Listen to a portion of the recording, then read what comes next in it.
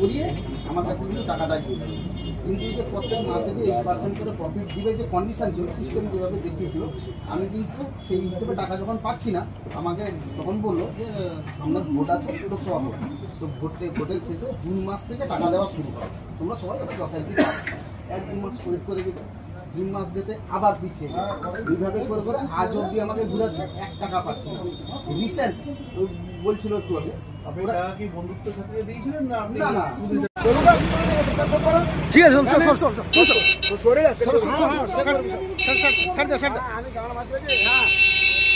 Number হয়েছে তো? হ্যাঁ, সব এই ফোনটা আস্তে আস্তে সমস্যা হয়েছে। সমস্যা বলতে এই যে ছত্রির ছেলে রঞ্জন পণ্ডা, এ আজ থেকে প্রায় 1.5 বছর আগে আমার কাছ থেকে 4 লাখ টাকা নিয়েছে। কি কারণে নিয়েছে? 4 লাখ টাকা নিয়েছে, আমাকে তার একটা কোম্পানিতে ইনভেস্ট করাবে, প্রফিট হিসেবে প্রত্যেক মাসে 8% করে প্রফিট দিবে, এবং বলেছে আমি যখন খুশি আমার প্রিন্সিপাল অ্যামাউন্ট তুলে নিতে পারি। কিন্তু আজকে 1.5 বছর পেরিয়ে গেছে, 1 টাকা প্রফিট পাইনি, উপরন্তু আমার প্রিন্সিপাল অ্যামাউন্টও আমি রিটার্ন পাইনি।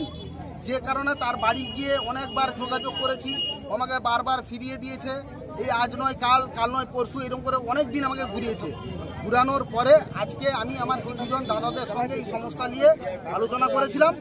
আজকে ওদের জালে ওই রঞ্জন পণ্ডা এসেছিল, আমার মতো আরও একটা মুরগি ধরে আমার মতো কাউকে একটা হুমকি করে আবার টাকা কালেকশন করবে। আজকে এসেছিল, হাতে নাতে ধরা পড়ে গেছে। কি কারণে? নাম প্রশান্ত পণ্ডা, বাড়ি এগরা। কি ঘটনা ঘটেছে? ঘটনা বলতে ও একটা কোম্পানি নিয়ে এসেছিল, ট্রেডিং প্ল্যাটফর্ম বলে, যে যখন খুশি টাকা তুমি তুলতে পারবে। এই বলে সে আমাকে শুরু করে 2022 সালের অক্টোবর মাসে আমার কাছ থেকে 1 লাখ টাকা নেয়। যখন সে ক্র্যাশ হয়ে যায়, আমি আমার টাকা 1 লাখ টাকা তুলে নিই। তারপরে আমি আমার কাজ বন্ধ করে দিই।